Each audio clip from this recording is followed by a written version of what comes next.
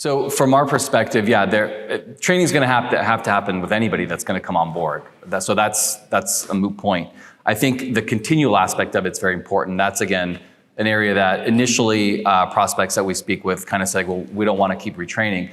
What we've done is we've implemented a master training program, and this has to be something that our customers agree to, that their Q&R teams agree to. And what this essentially allows us to do is essentially get onboarded, certified, and then have master trainers that are certified to be able to retrain and scale additional resources throughout the life cycle of the project.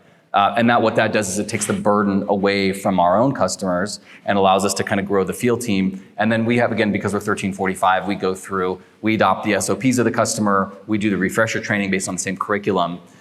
So to give an example, like we had a customer of ours that came to us about 1.5 years ago.